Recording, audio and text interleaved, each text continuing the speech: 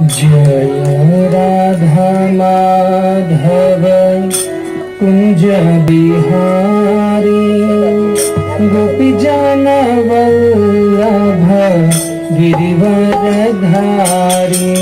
जय राधा माधव कुंज बिहारी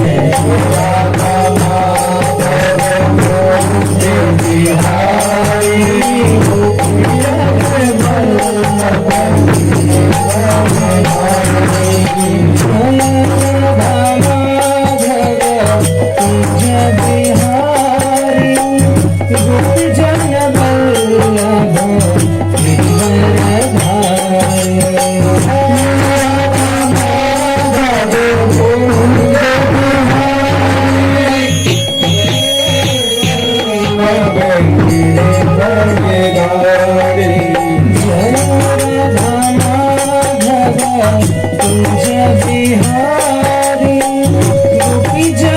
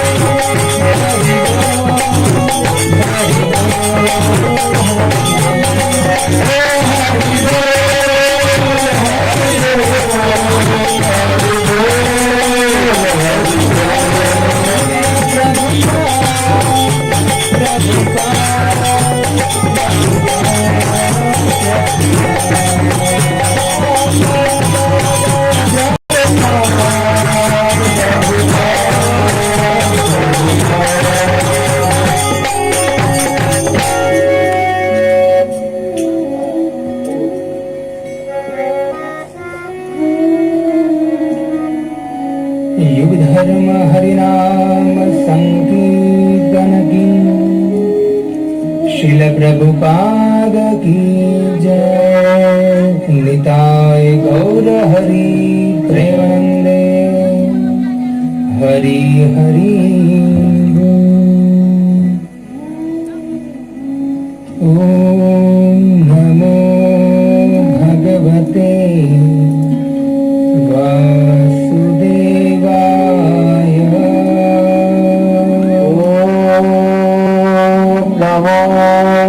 भगवते वासुदेवाय।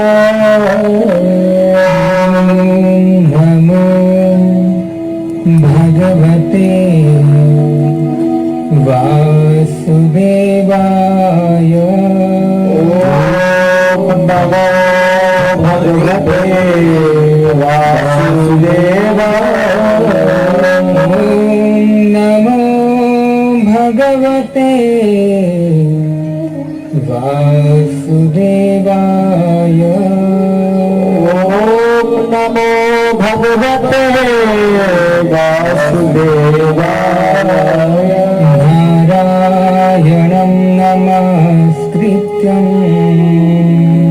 नारायणं नमस्कृत्यं नरं चैव नरोत्तमं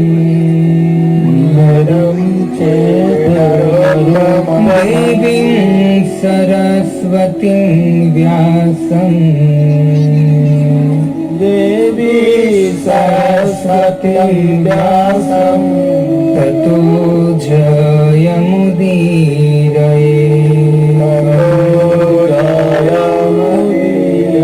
नष्टप्रायेषु भद्रेषु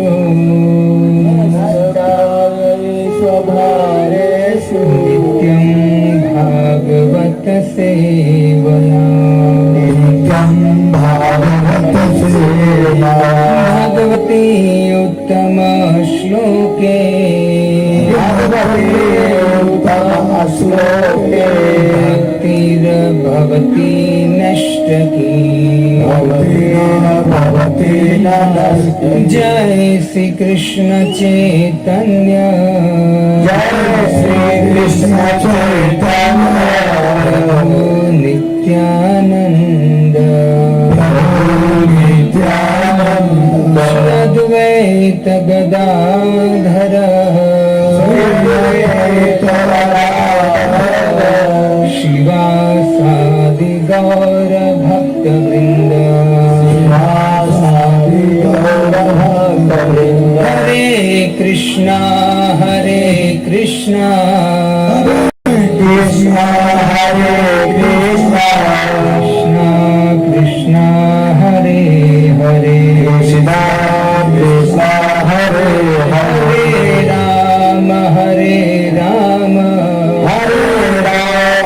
हरे राम राम राम हरे हरे, नाना शास्त्र विचारणे निपुणो, सद्धर्म संस्थापको,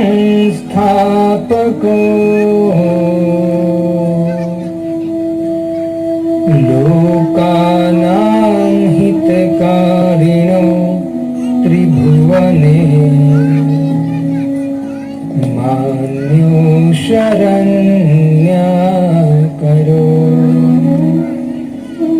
राधा कृष्ण पदारविंद भजना, नंदेन मातालिको,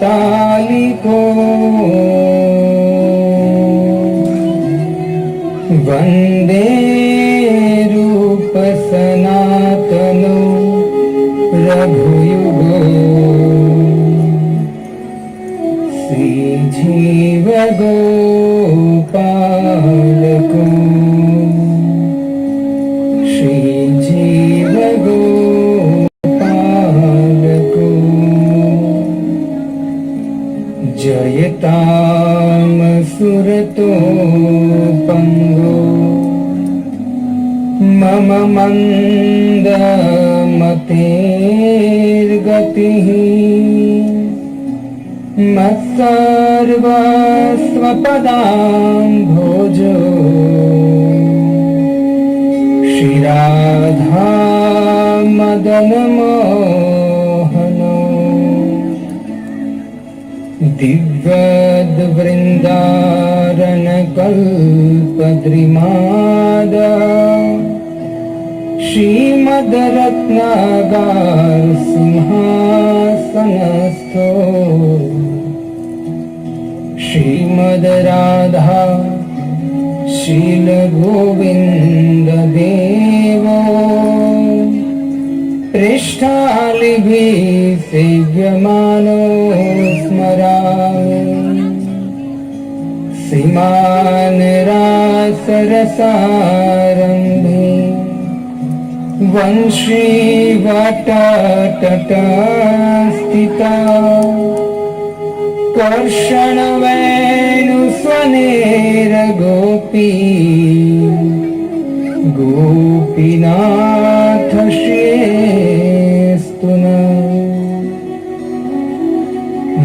मखेश्वरी क्रियेश्वरी, स्वधेश्वरी सुरेश्वरी, त्रिवेद भारतीश्वरी,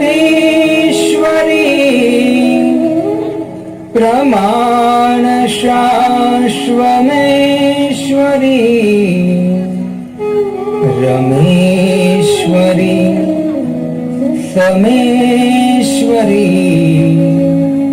प्रमोद कामनेश्वरी,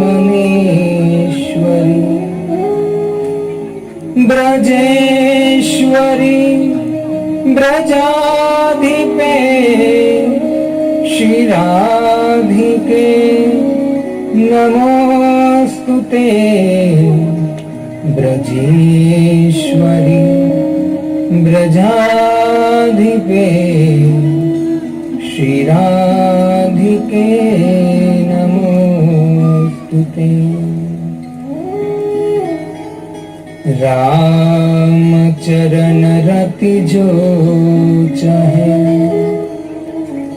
आर चाहे निर्वाण, प्रेम सहित यह कथा भरोश्रवण कुटका। बुद्धिहीन तनु जान के सुमिरो पवन कुमार। बल बुद्धि विद्या देहु मोहे हरऊ कलेश विकार। हरे कृष्णा कृष्णा कृष्णा हरे हरे, हरे राम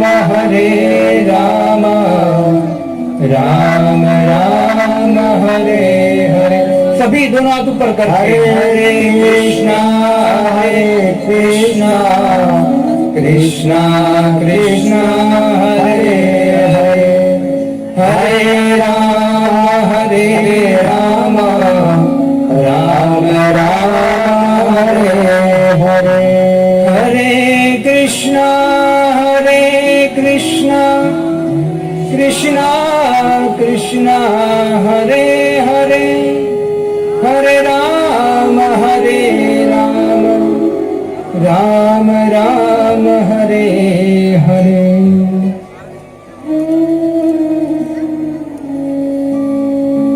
हरे कृष्ण।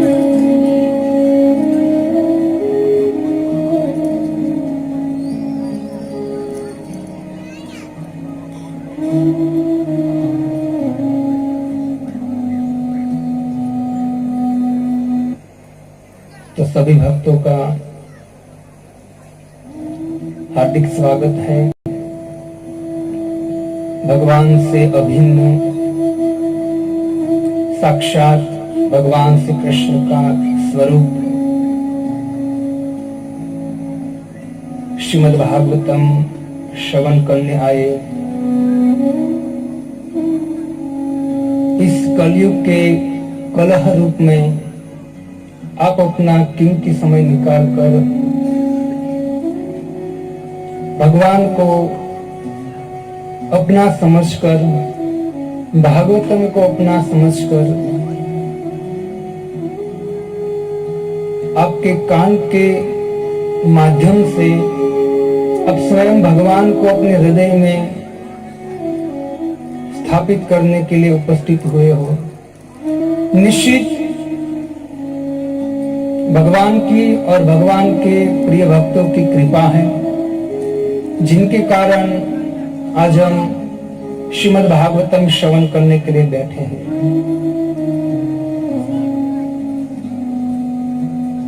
इस्कॉन संस्था के आचार्य ऐसी भक्ति वेदांत स्वामी श्रील प्रभुपाद जी आज से 50 साल पहले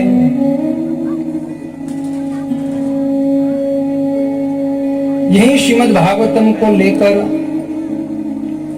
पाश्चात्य देश अमेरिका में गए थे, जिस अमेरिका वासियों विदेशी लोगों को पता भी नहीं था कि श्रीमद् भागवतम क्या है, श्रीमद् भगवद गीता क्या है। जब ऐसी भक्ति वेदांत स्वामी श्री प्रभुपाद जी बंगाल से, कलकत्ता से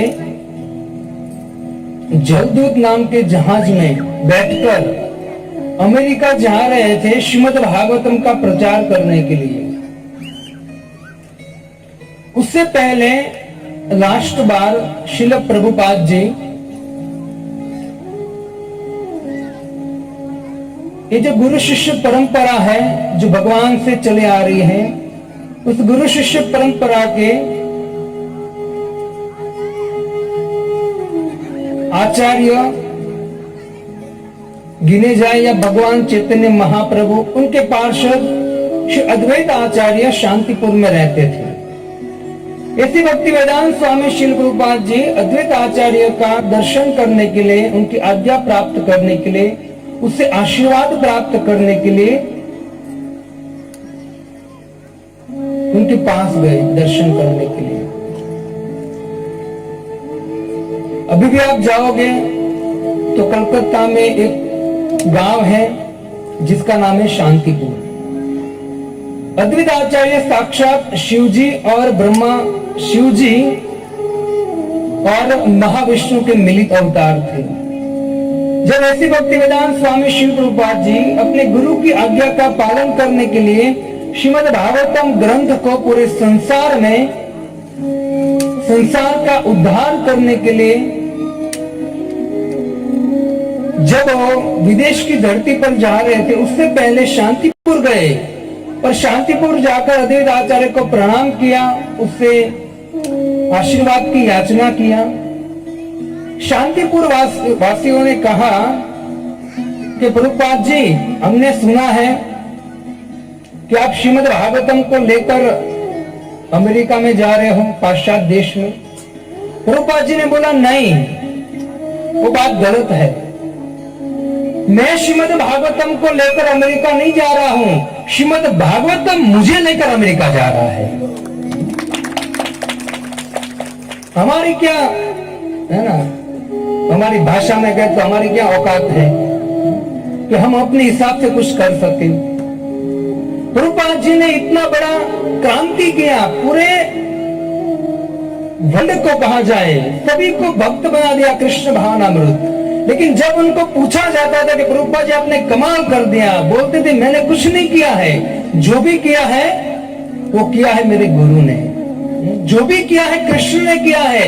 कृष्ण और गुरु की कृपा से मुझे शक्ति मिले है और गुरु और कृष्ण की कृपा से मैं सब काम कर रहा हूं। तो भक्त श्रीमद् भागवतम की कृपा से प्रभुपाद जी ने विदेशी लोगों को भी भक्त बना दिया। जो विदेशी लोग हैं वो इतने नीच से, है ना, मांसाहार करना, नशा करना, जुआ, व्यभिचार, अनेक प्रकार के दुर्गुण थे उसमें। लेकिन जब ऐसी भक्ति वेदांत स्वामी श्रील प्रभुपाद जी जो भगवान के शुद्ध भक्त थे, उनके मुख से श्रीमद् भागवतम और भगवान का नाम सुना ना, और नीच से नीच व्यक्ति भगवान का भक्त बन गया।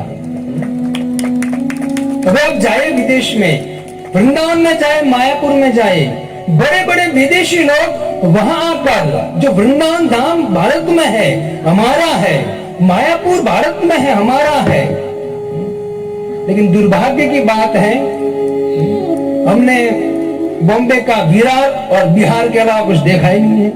बिहार भी पूरा नहीं देखा होगा।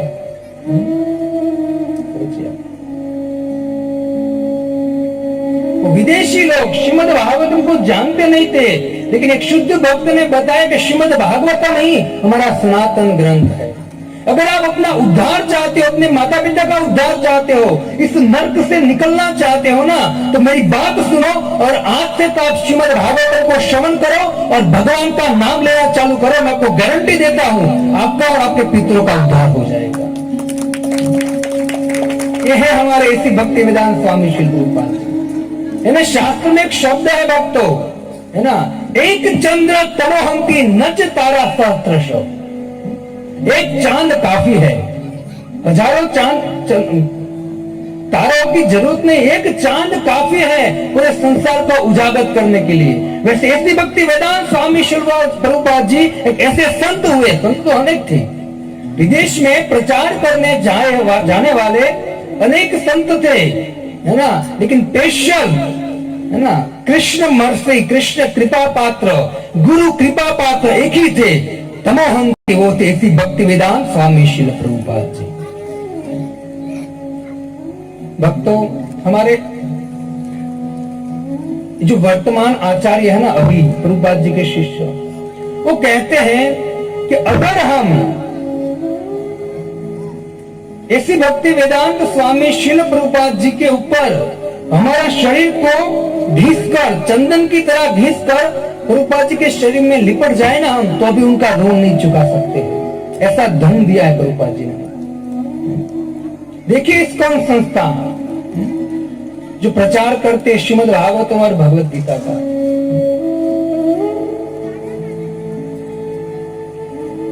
ऐसे ऐसे व्यक्ति का उद्धार किया है श्रीमद् भगवत गीता और भागवतम में। जैसे भक्तों, हम तो है ना भारत में रहने वाले हैं, हम अपने आप को भारतीय कहते हैं। इसमें जो बैठे माता और प्रभु जी को आपको पता है भारत में रहते भारत का अर्थ क्या होता है? हम भारत में रहते हैं लेकिन भारत का अर्थ क्या होता है पता है?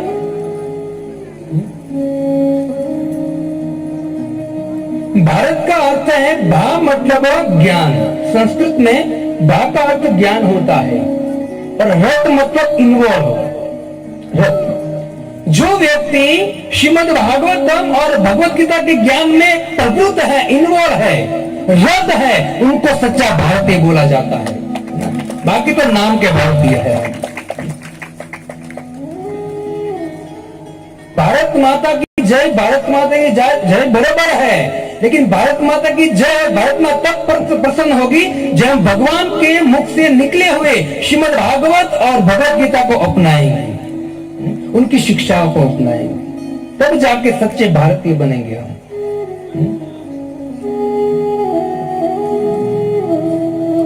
खाली नारा लगाने से कुछ होने वाला नहीं है। भक्तों, अनंत शास्त्र है, अनंत शास्त्र, किलबस्त शास्त्र, अल्पस्य आयु बहुवश्य विघ्ना। अनेक शास्त्र है ना, 18 पुराण, 108 उपनिषद, वेदांत सूत्र वगैरह वगैरह, लेकिन अल्पस्य आयु, हमारे आयुष्य कम है, पता नहीं कब हमारी मृत्यु होगी। और बहुवश्य विघ्न, एक तो 60-70 साल का समय है हमारे पास, मनुष्य देह मिला है ना, इतना समय हमारे पास, उसमें भी कितने विघ्न है। घर से निकलते हैं तो मित्र का फोन आता है कि चल आज कथा में कैंसर रख, हम पिक्चर देखने जाते हैं ना। अनेक प्रकार के विघ्न आते हैं। पति मना करता है या पत्नी पति को मना करती है, बच्चे कहते हैं आज नहीं जाना है ना, या किसी का फोन आ जाता है, सगा संबंधी कहते हैं हम घर आते हैं आपके घर बैठने के लिए। अनेक प्रकार के विघ्न हैं ना। इस संसार, नश्वर संसार से छूटने के लिए अनेक प्रकार के विघ्न है। और विघ्न का कारण भक्तों पाप है हमारा। कभी कभी क्या होता है, हम सत्संग में आ तो जाते हैं, लेकिन जो हमारे पाप है ना, वो सत्संग में बैठने नहीं देते हमको, तुरंत खड़ा करते हैं। 5-10 मिनट बैठे हैं, बोला बात हो गया। या बैठ भी जाते हैं ना तो हमारा मन कभी यहाँ जाता है, कभी वहां जाता है। बच्चे खेल रहे हैं, वहां जाता है, कभी कोई आया वहां जाता है। अरे भाई, ये जो बच्चे हैं या जो भी आता है, उसके भी 2 हाथ हैं, 2 पैर हैं, 2 आंख है, 2 कान है, 1 नाक है ना। तो पशु तो आने वाला है नहीं, आने तो दोगे भी नहीं आप उनको। तो कृपया करके आप अपने मन से अपने चित्त को यहां लगाइए।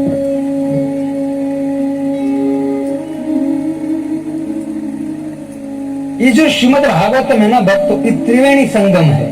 हम त्रिवेणी संगम के लिए प्रयाग जाते हैं ना, वास्तव में त्रिवेणी संगम जो है ना वो यहाँ है, जहां श्रीमद् भागवतम की कथा होती है ना, संगम होता है।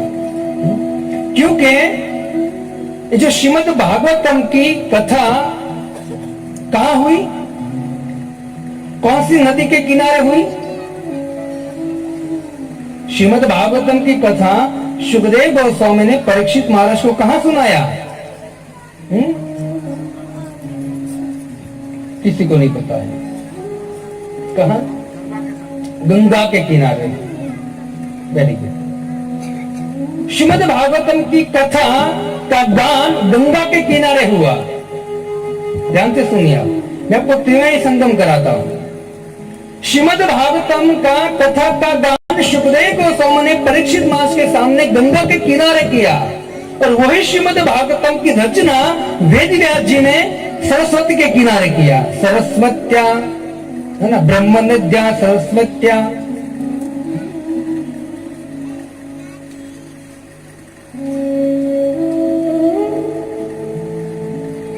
भागवतम का गान गंगा के किनारे, भागवतम की रचना सरस्वती के किनारे, और भागवतम में जो लीला है भगवान श्री कृष्ण की वो यमुना के किनारे हुई है। गंगा यमुना और सरस्वती का मिलन है।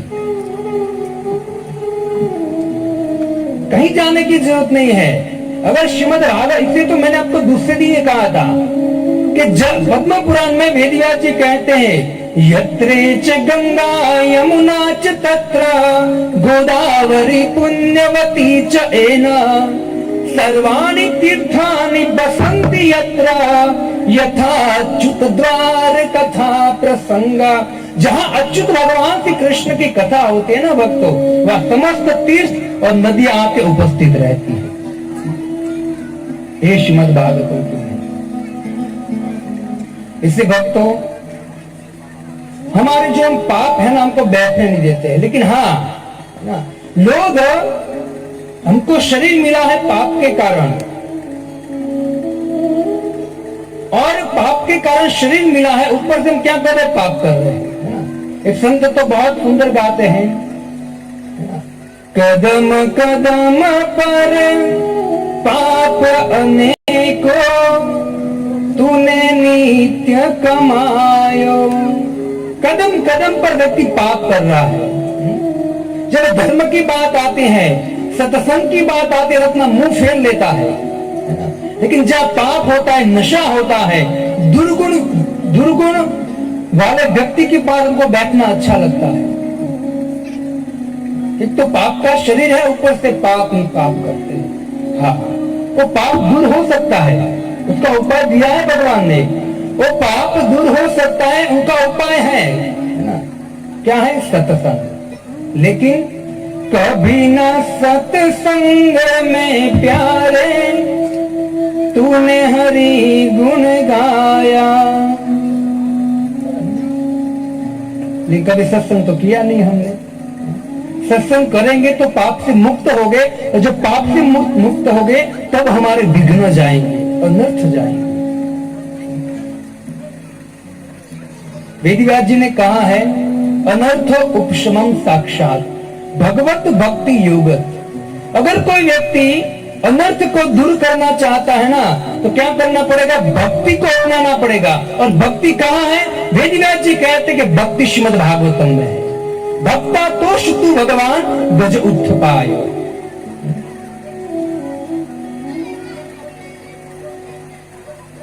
भक्तों बहुत सुंदर जीवन मिला है मनुष्य देह, और मनुष्य देह ऐसा एक शरीर है जिसके द्वारा मनुष्य अपने माँ बाप का, अपने पितरों का, सबको लेकर इस जन्म मृत्यु जरा व्याधि से छूटकर भगवान के पवित्र धाम में शाश्वत जीवन जी सकता है।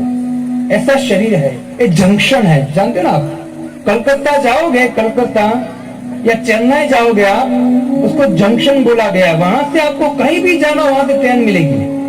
आपको बिहार जाना है, गुजरात जाना है, महाराष्ट्र आना है ना, कर्नाटक जाना है, कहीं भी जाना है, आपको कलकत्ता से वहां से ट्रेन मिल जाएगी, और जंक्शन है बड़ा। वैसे मनुष्य जीवन है ना, मनुष्य शरीर वो जंक्शन है। आपको यहां से जहां भी जाना है, आपको यहां से टिकट मिलेगी। स्वर्ग में जाना है, यहां से टिकट मिलेगी आपको, शास्त्र बोल रहा है। आपको तप लोक में जाना है, महलोक में जाना है, जन लोक में जाना है, नर्क में जाना है, टिकट मिलेगी आपको यहीं से। और भगवान ने कहा कि आपको यद गत्वा न निवर्तन्ते, मेरे धाम में आना है तो भी यहीं से टिकट मिलेगी। स्वर्ग से कोई फ्लाइट या ट्रेन है ही नहीं। भगवान के धाम में जाने की, लोग स्वर्ग में जाने की इच्छा करते हैं, है ना, लेकिन भगवान श्रीमद् भगवद गीता में कहते हैं तेतम भूत्वा स्वर्गलोकम विशालम। ये जो स्वर्गलोक है बहुत विशाल है, लेकिन वहां से भी क्षीणे पुण्य मृतलोक की विषंति, वहां से भी यहां आना पड़ता है। भक्तों यही एक जंक्शन है। और मनुष्य जीवन इतना कीमती है, उनको गधे कुत्ते की तरह खाने पीने, सोने में और पुत्र उत्पन्न करने में मत, वो आवश्यक है जीवन में, लेकिन वो जीवन का लक्ष्य नहीं है। खाना पीना, सोना, पुत्र उत्पन्न करना लक्ष्य नहीं है, वो आवश्यक है जीवन में, लक्ष्य नहीं है। धन जीवन के लिए जरूरी है, जीवन जीने के लिए, धन जीवन का लक्ष्य नहीं है। और जो व्यक्ति सबको जीवन का लक्ष्य मानता है ना, वास्तव में एक नंबर का मूर्ख व्यक्ति है। शास्त्र पढ़ने चाहिए। देखिए प्रहलाद, कलम ने कथा सुना, प्रहलाद के पास क्या था? ओनली चिंतन, भगवान का चिंतन, दूसरा कुछ नहीं था। उनका बाप इतना पैसे वाला था हिरण्यकशिपु ना, सोने के तकिया और बेड पे सोता था वो, लेकिन नहीं। उनको पता था प्रहलाद को कि वास्तव में कोई रक्षा करने वाला है ना, तो वो है कृष्ण। चाहे गर्भ में हो या बाहर हो, रक्षा करने वाला कृष्ण है। आपको लगता है यहां बैठे हो किसी भगवान की कृपा है? आप सांस ले रहे हो, भगवान की कृपा है। ये प्रहलाद जानते थे। प्रहलाद को सभी तरह से मारने की कोशिश की है ना, ऊपर से गिराया, पानी में डुबाया, अग्नि में जलाया। भोले प्रभु प्यारे प्रिय कोमल तिहारे अंग, असुर ने मारे मम नाम एक गाने से। हे प्रहलाद, भगवान श्री कृष्ण जब नरसिंह रूप में प्रकट हुए ना भक्तों, समस्त देवी देवता स्तुति कर रहे हैं। भगवान शांत नहीं हो रहे, इतने गुस्से में है। क्यों? उनके भक्त को मारा है। ब्रह्मा शिव जी पास नहीं जा रहे हैं। ब्रह्मा जी शिव जी को कह रहे आप मनाइए उनको। शिव जी ने बोला नहीं, वहां मैं नहीं जाऊंगा, मुझे डर लगता है इससे। ब्रह्मा जी डर रहे हैं, दूसरे देवी देवता की बात ही जाना, सब डर रहे हैं। ब्रह्मा जी ने कहा है किसी से नहीं मानेंगे, क्योंकि अभी वो बहुत गुस्से में है। क्यों? क्योंकि भक्त का अपराध किया है। तो क्या करे, क्या करे? ब्रह्मा जी ने कहा देख भाई, मुझे जब तक पता है, अगर कोई व्यक्ति बहुत खतरनाक व्यक्ति है संसार में, कोई भी बहुत बड़ा खतरनाक व्यक्ति किसी की बात नहीं मानता है ना, लेकिन अपनी पत्नी की तो बात मानता है, वो वहां तो उसको झुकना पड़ता है। इसे काम कर, लक्ष्मी जी को मोबाइल करो, उनको बुलाओ यहाँ। भागवतम कहता है लक्ष्मी जी को ब्रह्मा जी ने बोला, कहा कि आपके पतिदेव आए हैं, उसको शांत करो, गुस्से में है, तो आपसे मानेंगे। लक्ष्मी ने कहा उसमें क्या बड़ी बात है ना, अभी शांत करती हूँ। अभी तो क्या होता है, कॉलेज में हाथ घूमते माता जियों के, तो प्रभु जी बैठ जाते हैं, इशारे से काम चलता है। बोलना नहीं पड़ता, इशारे से काम चलता है। लक्ष्मी ने कहा अभी करती हूँ ठीक उनको। वहां गए, लक्ष्मी आधे रास्ते भी दौड़ के वापस आ गई। ब्रह्मा जी ने पूछा क्या हुआ, क्यों वापस आए? लक्ष्मी ने कहा कि मेरे पति नहीं है, रॉन्ग नंबर है, मेरे पति है ही नहीं। लक्ष्मी ब्रह्मा जी ने कहा ठीक से देखिए देवी, ये आपके ही है पति, एक काम करो, वो नर हरि रूप में आए हैं, इसे ऊपर से मत देखो, ऊपर से तो श्री भगवान आधे नर और आधे है ना, आधा शेर लिया था, ऊपर तो सिंह का मुख था भगवान का। ब्रह्मा जी ने कहा ऊपर से मत देखो, ऊपर से तो शेर दिखेगा आपको, नीचे से देखो, चरण से। लक्ष्मी जी ने बोला ठीक है देखते हो। लक्ष्मी जी वापस गई, और वापस गई आधे रास्ते से वापस आई। ब्रह्मा जी ने कहा क्या हुआ, अब क्या प्रॉब्लम है? वो तो है। लक्ष्मी जी ने कहा हाँ वो है, चरण तो वही है ना, वो मेरे पति हैं, लेकिन अभी मूड में नहीं है वो, मैं नहीं जाऊंगी वहां। लक्ष्मी जी भी वापस चली गई। तब जाके सुखदेव गोस्वामी कहते हैं सभी देवी देवता ने भगवान नरसिंह को समझाने की कोशिश की। नरसिंह इतने गुस्से में थे, लगता था प्रलय आ जाएगा। क्यों? क्योंकि उनके भक्त को मारने की कोशिश किया था हिरण्यकशिपु। हिरण्यकशिपु से इतना गुस्से थे, अभी भी हिरण्यकशिपु उनके गोद में है। उसी समय ब्रह्मा जी ने सोचा कि किसी से नहीं मानेंगे, जिसके कारण ये प्रकट हुए हैं ना उनको भेजो। तो ब्रह्मा जी कहते हैं, प्रहलाद को नजदीक बुलाया ब्रह्मा जी ने और कहा प्रहलादम प्रेषयामास ब्रह्मावस्थित मंतिके तात पश्मयोपे ही सपित्रे कुपितम प्रभु ब्रह्मा जी ने धीरे से प्रहलाद को बुलाया। एकदम 5 साल का बालक, सुंदर बालक, बुलाकर बोला कि बेटा, है ना, तात, क्या बोला? तात। बेटा कहा? बेटा, बेटा मैं तुझे प्रार्थना करता हूं कि तू जा। और प्रभु अभी बहुत गुस्से में है। क्यों गुस्से में है? तो कहते हैं कि सपित्रे कुपितम प्रभु, तेरे जो पिता था ना, तेरे पिता पे क्रोधित है प्रभु। क्यों? क्योंकि तेरे पिता तुझे मारने की कोशिश कर रहे थे और तू भगवान का भक्त है। क्योंकि भगवान के भक्तों को परेशान करने वाले को भगवान कभी छोड़ते नहीं है ना। ये एग्जाम्पल दिया भगवान ने। तुरंत ब्रह्मा जी ने कहा बेटा तू जा। तुरंत प्रहलाद निडर भक्त था ना। देखो शिव ब्रह्मा आदि देवी देवता भगवान के पास जाने के लिए डर रहे हैं, साक्षात लक्ष्मी डर रहे हैं, लेकिन प्रहलाद है ना निडर भक्त, जैसे ब्रह्मा जी ने कहा तुरंत दौड़ा। उनको पता है क्यों? क्योंकि जो शेर होता है ना, शेर होता है ना, सभी लोग, सभी पशु पक्षी, सभी जीव शेर से डरते हैं, है ना। कहते हैं हम कहावत है कि शेर के मुख में हाथ कौन डाले, कहावत है। शेर के पास कोई जा नहीं सकता, लेकिन शेर का बच्चा होता है ना, वो शेर के सिर पर चढ़ जाता है, शेर को मारता भी है ना।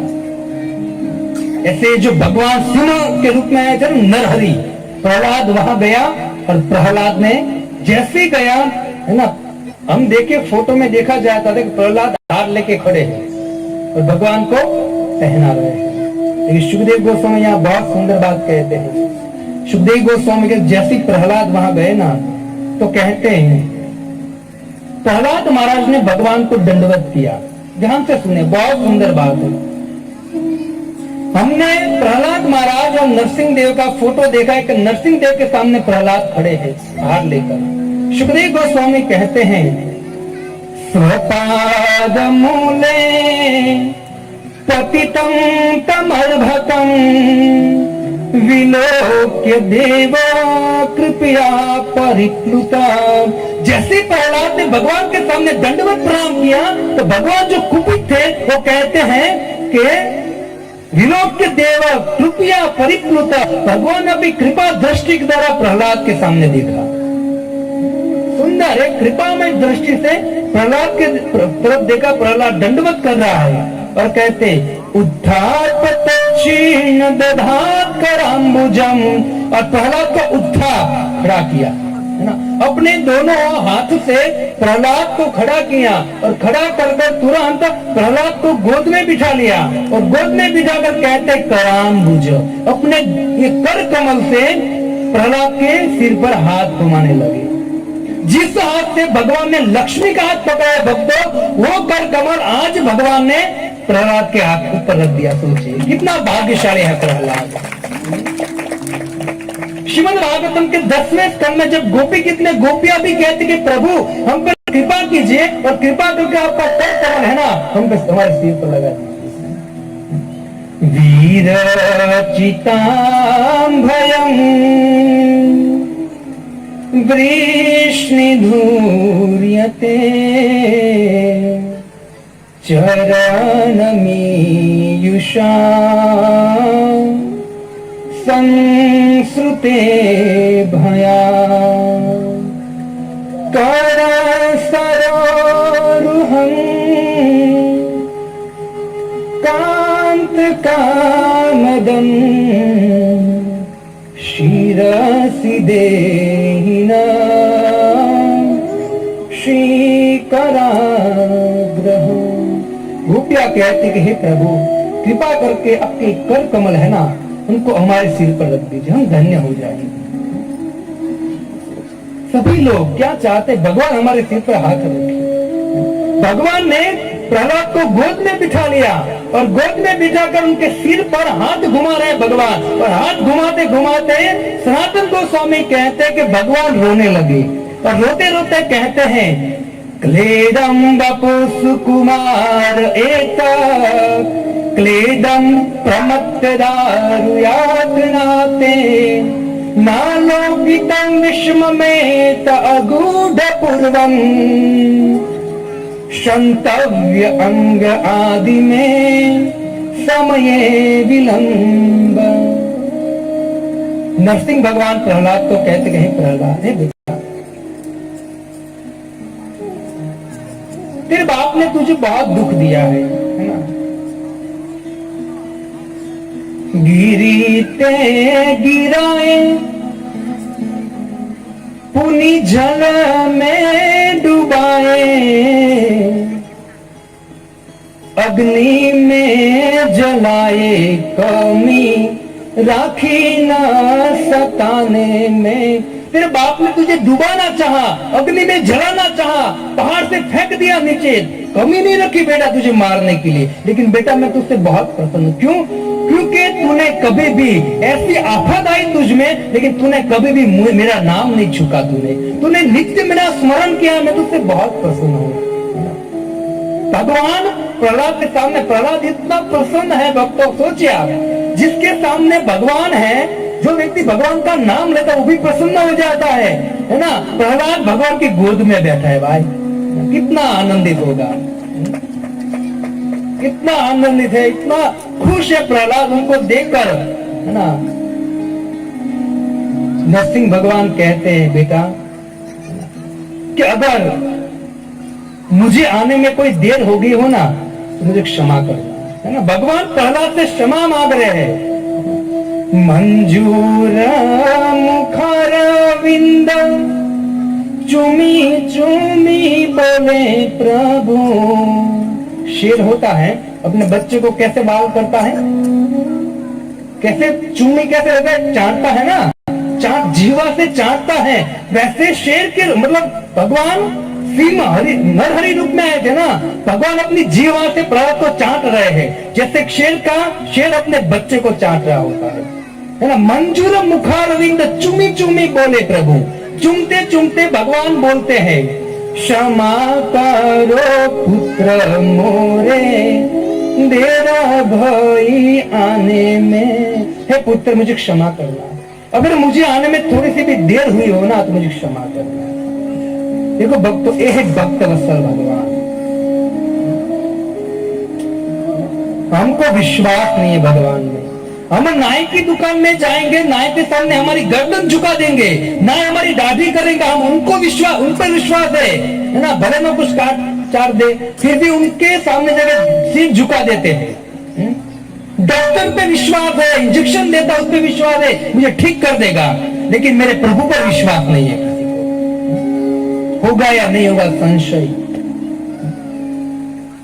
प्रहलाद से सीखो आप, विश्वास था उनको, मुझे बचाएंगे भगवान। नरसिंह भगवान ने प्रहलाद ने बहुत सुंदर स्तुति किया है। प्रहलाद को भगवान ने कहा मां तुझे क्या चाहिए। प्रहलाद कहते प्रभु मुझे कुछ नहीं चाहिए, कुछ नहीं चाहिए। नरसिंह भगवान बारंबार कहते बेटा मांग ले, कुछ तो मांग ले। प्रहलाद ने कहा नहीं, मैं आपको ही चाहता हूं, मुझे कुछ नहीं चाहिए संसार का।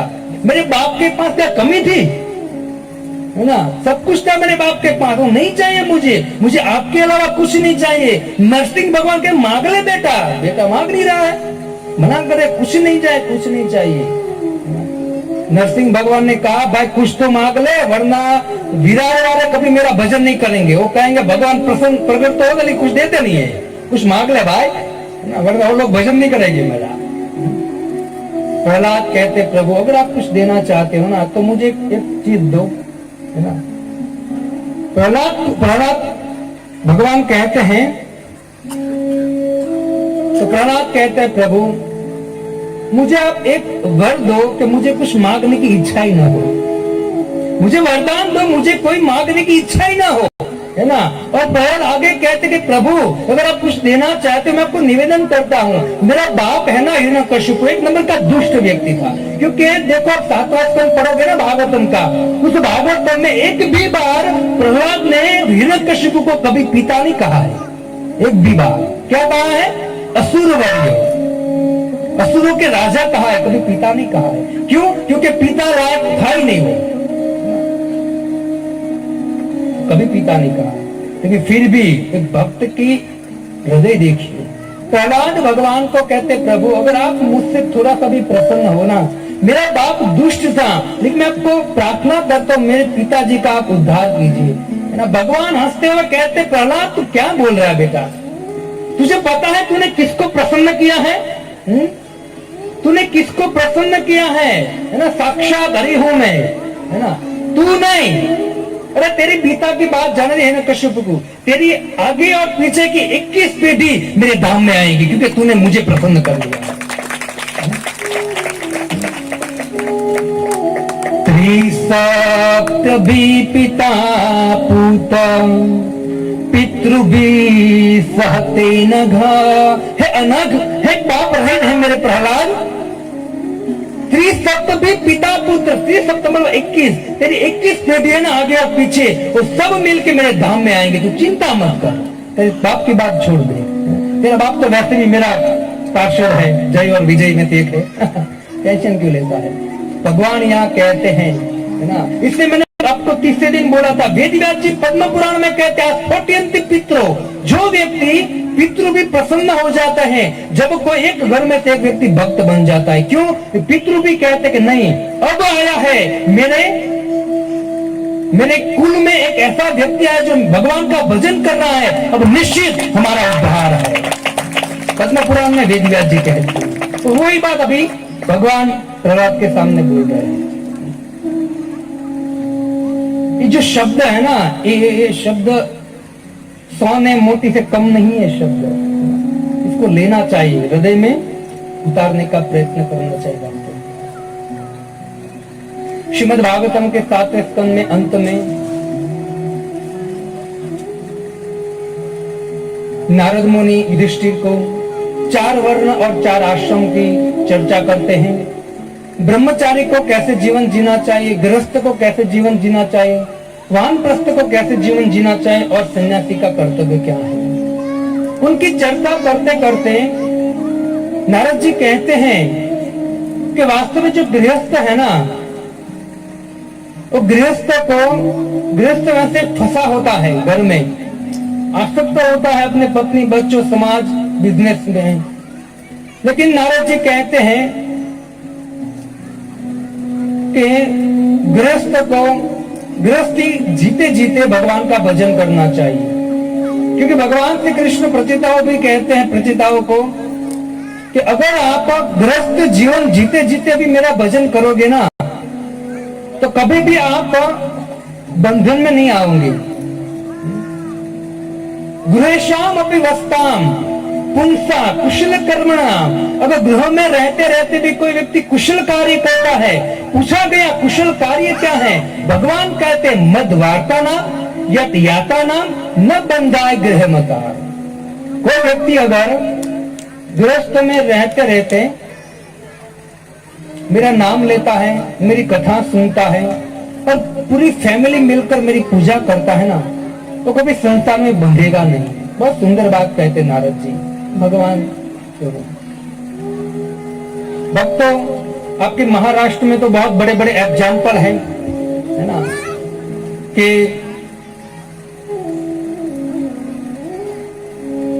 ज्यादातर देखा जाए तो भगवान को प्राप्त करने वाले ऐसे ऐसे गृहस्थ है, जैसे आप तुकाराम को देख लीजिए, एकनाथ को देख लीजिए, गुजरात के नरसिंह मेहता को देख लीजिए। ऐसे भक्त थे, गृहस्थी ऐसी थी कि गृहस्थी को देखकर भगवान उनके सामने प्रकट हो गए। तो गृहस्थी में रहते रह के बहुत अच्छा भजन होता है भक्त को। लोग कहते प्रभु जी हम तो फंस गए हैं गृहस्थी में। कुछ फंसे नहीं है। भगवान ने शास्त्र में कहा गया है कि गृहस्थ जीवन जीते जीते भी हम कैसे भगवान का भजन कर कर इसी जीवन में आनंदित रह सकते हैं और आखिर में भगवान का धाम प्राप्त कर सकते हैं। लेकिन दुर्भाग्य की बात है कि हमको भोग के अलावा कुछ नहीं करना है, इससे प्रॉब्लम होता है। नारद जी 7वें स्कंद में वर्णाश्रम की चर्चा करते करते सुखदेव गोस्वामी कहते हैं कि परीक्षित महाराज, मनमंतर मनु के अंतर को जानने का प्रश्न किया। तुरंत सुखदेव गोस्वामी 8वें स्कंद में कहते हैं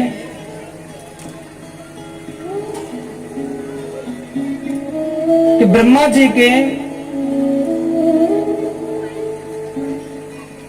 एक दिन में 14 मनु होते हैं और एक मनु की अवधि 71 चतुर्युगी होती है। भक्तों, ब्रह्मा जी का आयुष और हमारे आयुष में जमीन आसमान का अंतर है।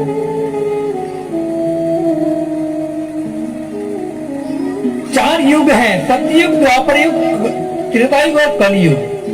सतयुग जो है वो 18,20,000 वर्ष का सतयुग था।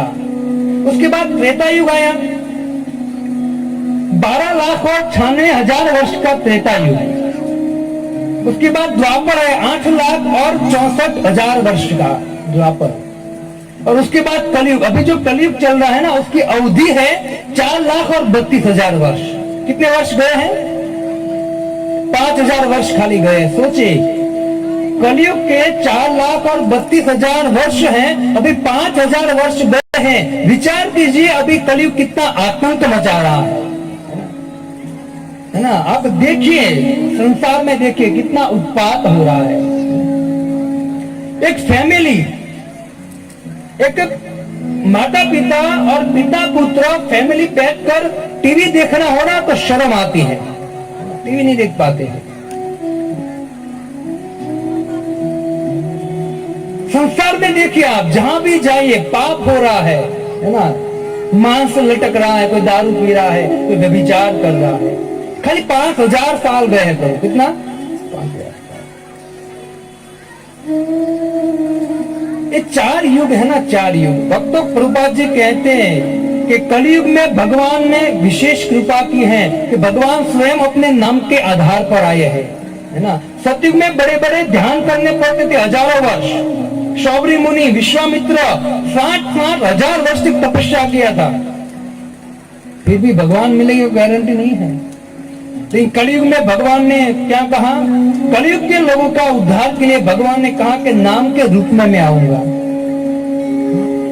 कलयुग में एकदम इजी है भगवान की भक्ति करना और संसार से छूटना। क्या करना है? खाली भगवान का नाम लेना है। हरे कृष्णा कृष्णा कृष्णा हरे हरे, हरे राम राम राम हरे हरे, हरे कृष्ण कृष्ण हरे हरे, हरे राम हरे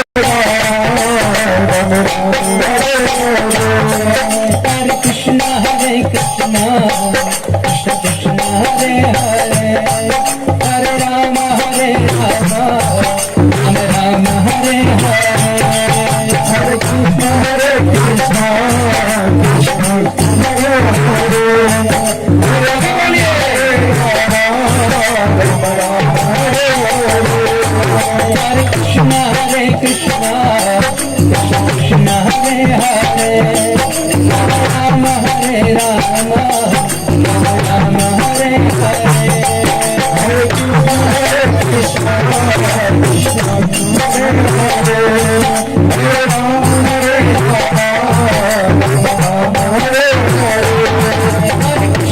हरे कृष्ण कृष्ण कृष्ण हरे हरे, हरे राम राम हरे हरे,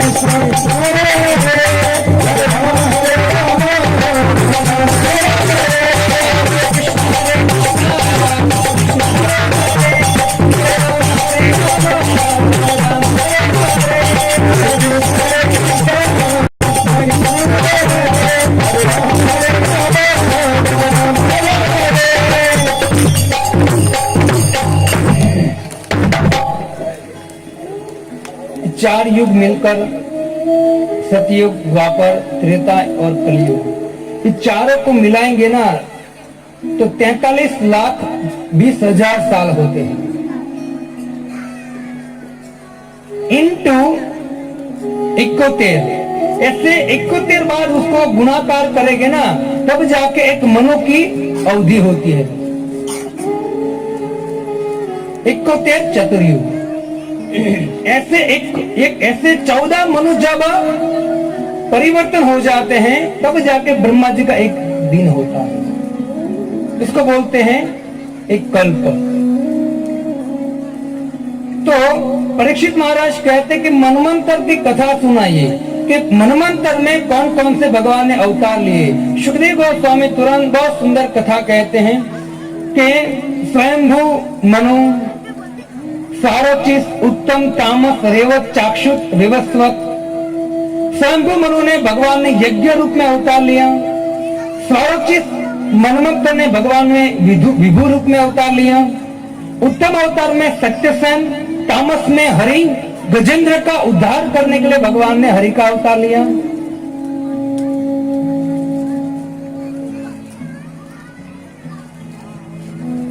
चाक्षुष मनवंतर ने भगवान ने अजित, और विवस्वत मनवंतर ने भगवान ने वामन का अवतार लिया।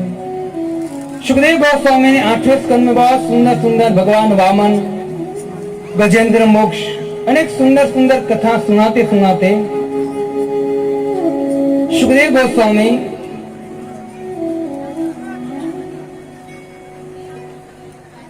के सामने परीक्षित महाराज एक प्रश्न करते हैं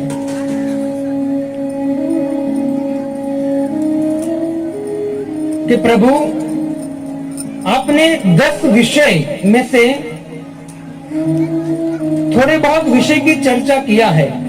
अब कृपा करके मुझे ईशानु कथा, आपने जो कहा कि 10 विषय है, उसमें से एक विषय है ईशान। तो ईशानु जो कथा है, मतलब ईश भगवान के पीछे चलने वाले राजा, उसकी कथा मुझे सुनाइए। परीक्षित महाराज की जिज्ञासा सुनकर सुखदेव गोस्वामी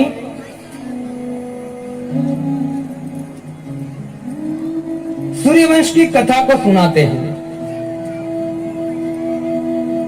कहते हैं, हे परीक्षित, जब ये सृष्टि की उत्पत्ति हुई, भगवान विष्णु में से ब्रह्मा जी का प्रागट्य हुआ, और ब्रह्मा जी ने अपने शरीर से मनु को उत्पन्न किया।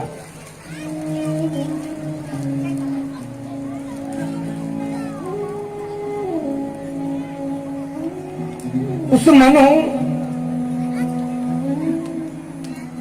एक पुत्र उत्पन्न किया जिसका नाम था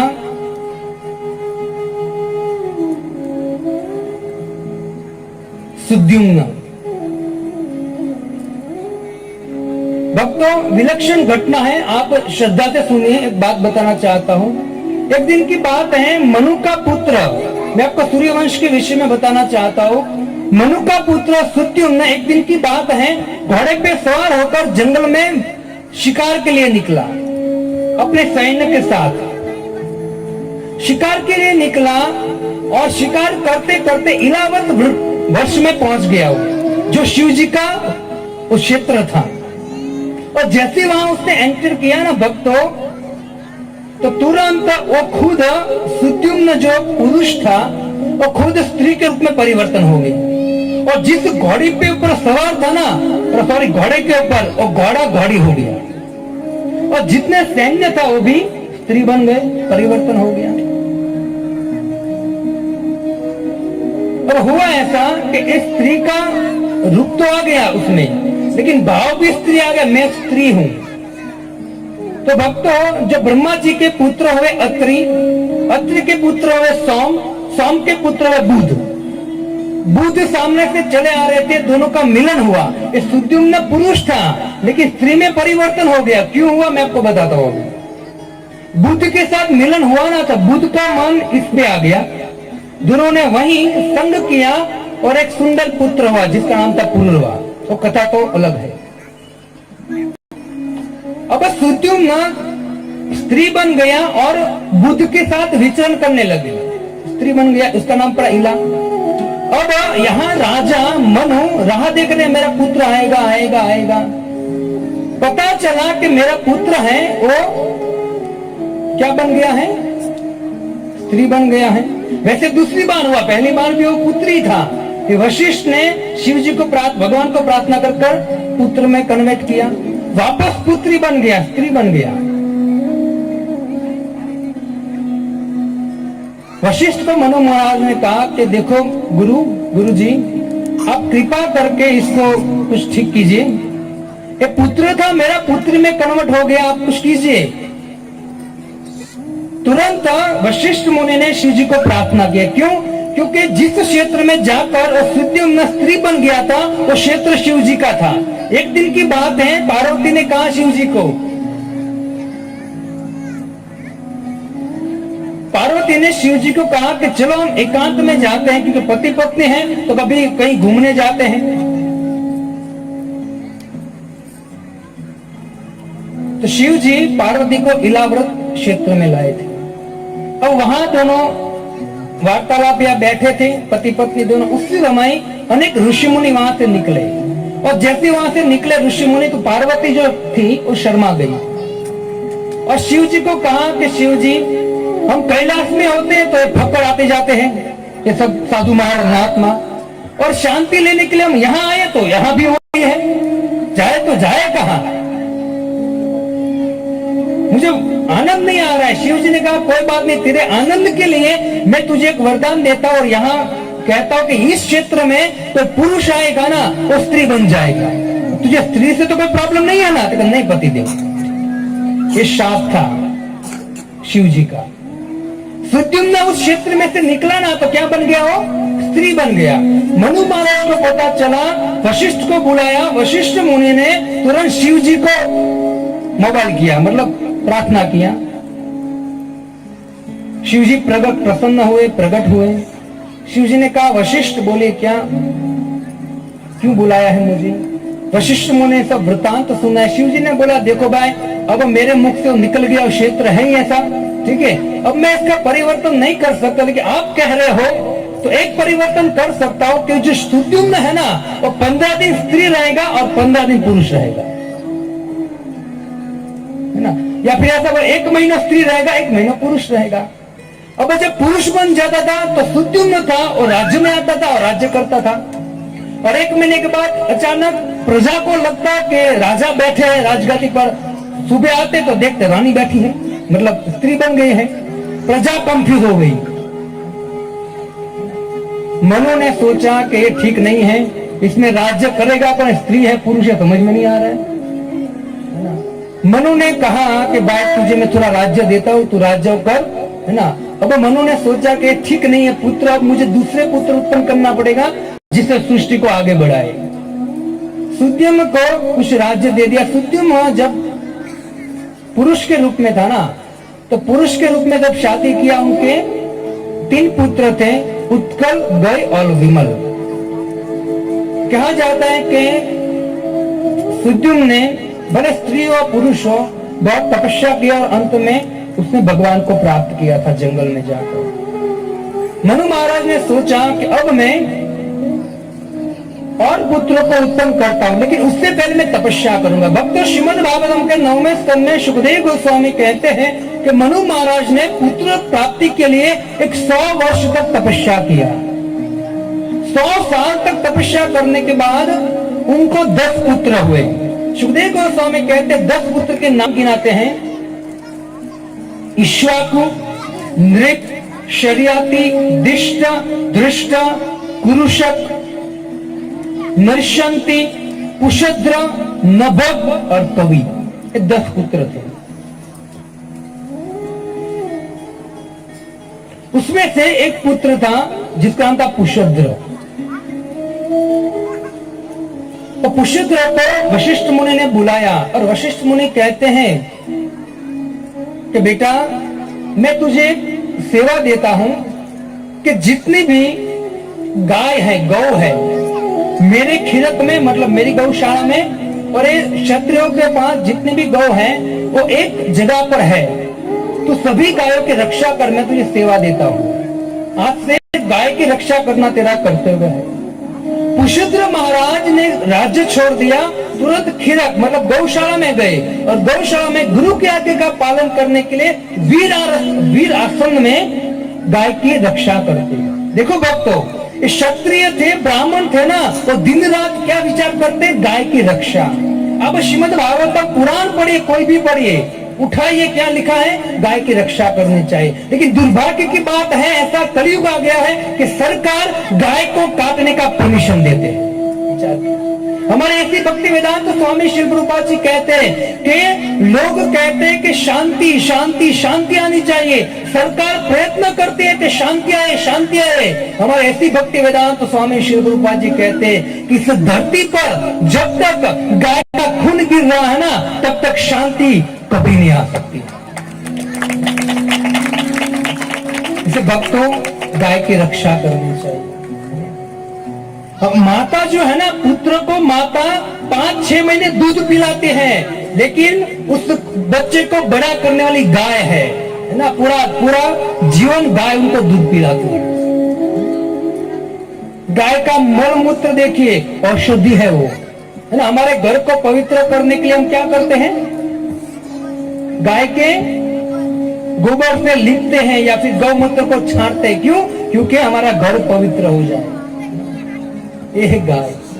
वशिष्ठ मुनि ने पुष्यद्र को कहा है, पुष्यद्र बेटा तू गाय की रक्षा कर। पुष्यद्र वीर आसन में बैठा है, वीर आसन में पुष्यद्र बैठे हैं। एक दिन की बात है भक्तों, वीरासन समझते आप? वीरासन ऐसे नहीं, दोनों घुटने को टन लेते हैं और ऐसे बैठते हैं, ऐसे, क्योंकि खड़ा होने में तुरंत खड़ा हो सके। वीरासन पर बैठते थे। एक दिन की बात है कि अमावस्या थी, अंधेरा था ना, एकदम अंधेरा था। उसी समय खीरक गौशाला इतनी बड़ी थी, उसी गौशाला में एक शेर घुस आया रात को। और शेर आया और पुष्यद्र राजा थे ना, वो शब्दवेदी बाण जानते थे। शब्दवेदी बाण दशरथ महाराज जानते थे, है ना। शब्द मतलब आवाज सुनकर पहचान जाते कि यहां है चीज। पुष्यद्र महाराज ने आहट सुनी कि अंधेरे में शेर आया है ना, शेर आया है। तुरंत पुष्यद्र महाराज ने खड़े हो गए और खड़े होकर शब्दवेदी जो तलवार थी ना, वो तलवार फेंकी। उसने सोचा कि गाय की रक्षा के लिए मैं शेर को मार दूंगा। लेकिन हुआ ऐसा भक्त, दुर्भाग्यवश पुष्यद्र राजा ने जैसी तलवार फेंकी ना, तो हुआ ऐसा कि तलवार गई, लेकिन शेर तो छटक गया, शेर निकल गया साइड में, लेकिन शेर का कान है ना, वो कट गया। शेर का कान कट गया तलवार से, और वही तलवार गाय के गला को काटकर चली गई। गाय का गला कट गया। सुबह हुई, देखा, पुष्यद्र राजा को पता चला, अरे बाप रे क्या हो गया, मैंने शेर जानकर मैंने गाय की हत्या कर दिया। पुष्यद्र राजा रोने लगे। अब देखो भक्तों, उस राज्य से जो खीरक गौशाला बहुत दूर थी, पुष्यद्र राजा ने सुबह तुरंत पता चला मैंने गाय की हत्या कर दी है, गुरु को बुलाया, वशिष्ठ को बुलाया, पिताजी को बुलाया और कहा कि हे पिताजी, हे गुरुवर, मुझसे बहुत बड़ी गलती हो गई है। क्या? तो कहा मुझसे गाय की हत्या, गौ हत्या हो गई है। वशिष्ठ मुनि गुस्से हो गए। अब देखो, बेचारे की भूल नहीं थी, उनकी भूल नहीं थी, है ना। अपने आप उसने जानबूझकर तो